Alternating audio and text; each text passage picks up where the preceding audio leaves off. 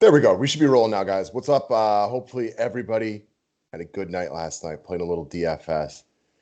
We're going to talk about the two-game slate for tonight and tomorrow. I will try to break down each game a little bit individually because tomorrow's game is going to be really, really tough as for right now for the two-game slate.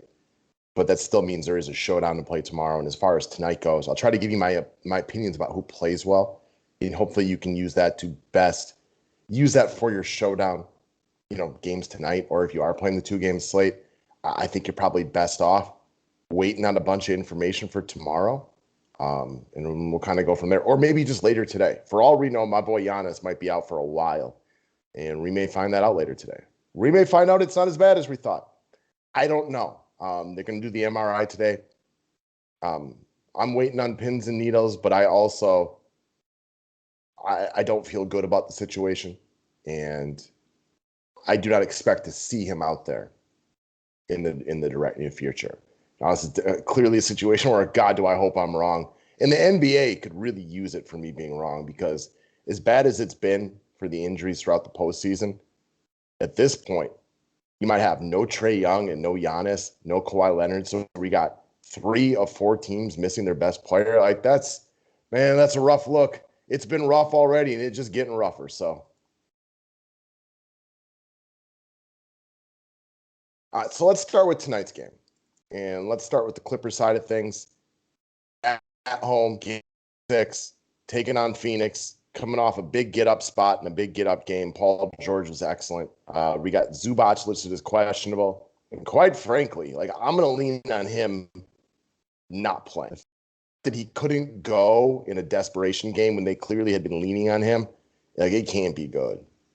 It's not good. So then the question is, if he does play, do you roll with him?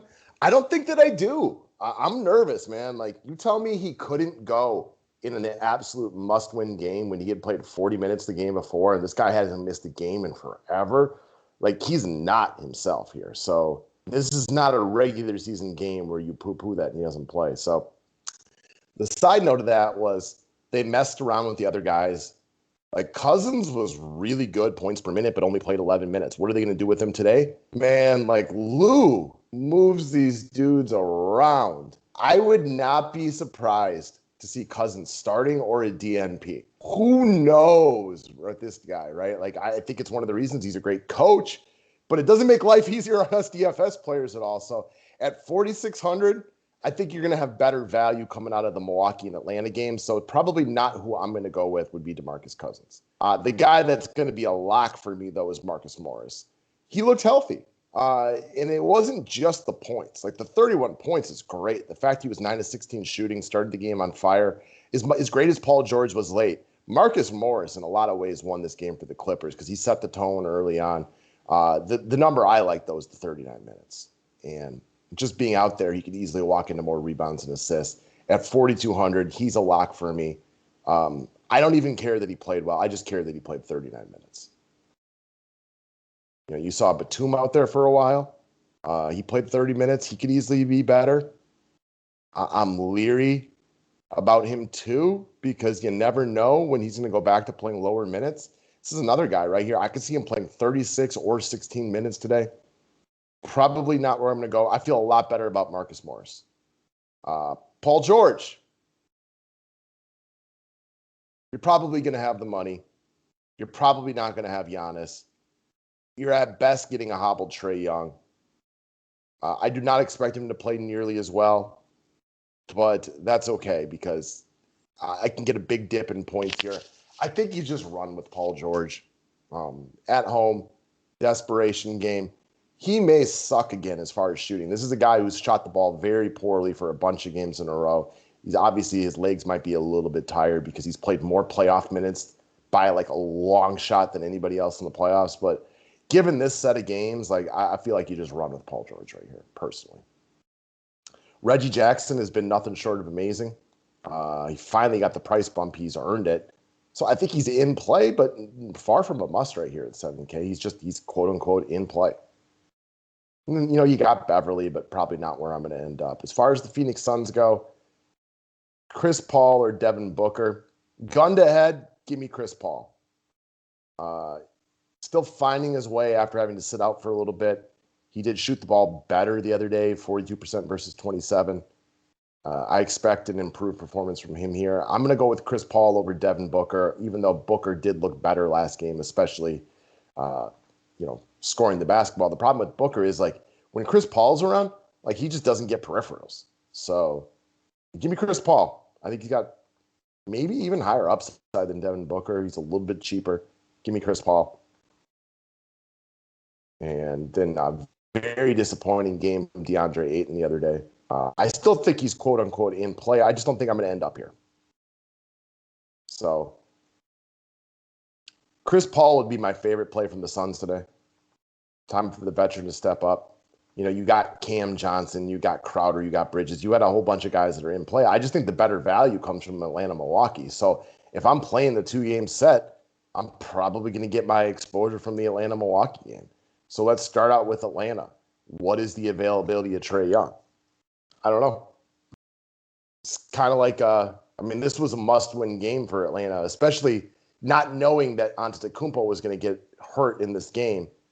If Trae couldn't go, like, this is a big injury, right? Like, I think we know this wasn't a spot where they could afford not to play him. So the fact that he couldn't go, like, he ain't going to be 100% anytime soon. So even if he plays, Lou Williams was excellent last night. If Lou Williams starts, easy play, right? Easy play.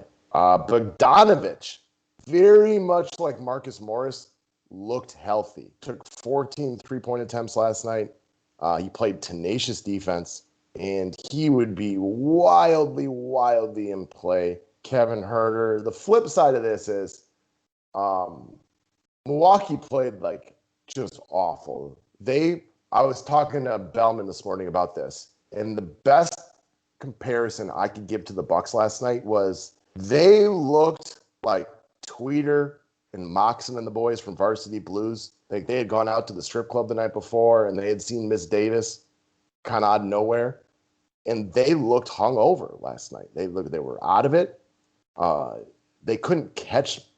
I credit to Atlanta for playing feisty defense, but, like, the number of unforced errors and balls that they dropped on passes, the number of dribbles that they dribbled off their foot and just missed, like, it was just, I'm like, uninspiring is not the word. It was just bad and it was ugly. They looked like they were out the night before, drinking brewskis and doing shots of tequila until 4 a.m. or whatever. It was bad. It was ugly. So I expect a better performance from the Bucks today. So I do not, even if Trae's out, like, I don't think Bogdanović and Huerter are going to look quite as good this game. I think you're going to see better defense, but, like, Lou Will would be a lock of locks.